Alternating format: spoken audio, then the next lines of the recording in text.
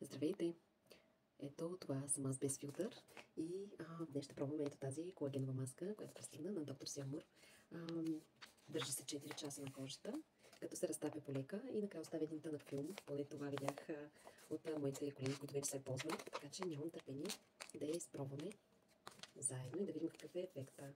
В момента кожата ми е доста суха, защото като цяло трудно пия вода и това е най-големият проблем за мен. Така. Ето това е маската.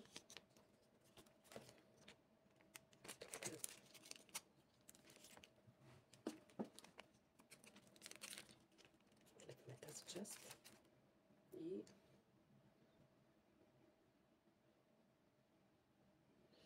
много, много нежно освежаващо е.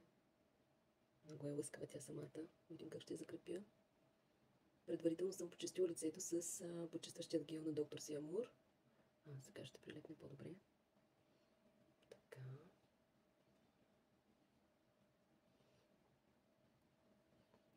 Исках още вчера да направя, но предвид почивния ден и това, че децата са вкъщи.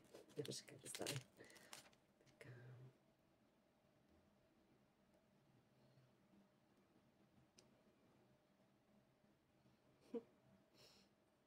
Надявам се, че ще издържи.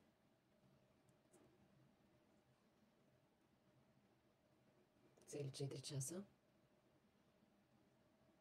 Може би трябва да е малко по.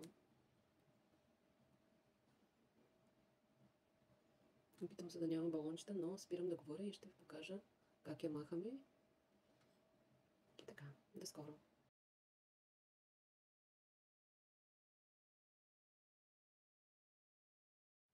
Здравейте!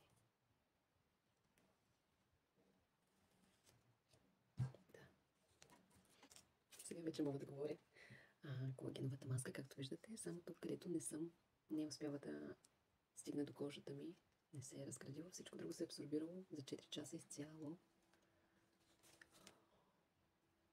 Определено мекота, катифена. Мисля, че е прекрасна за може би веднъж седмицата. За хидратация, в пакетчето още малко колаген, който може да втриете в кожата и да се чувствате прекрасно. Препоръчвам на всички. Чувството е уникално. Прекрасен и усмихнат ден!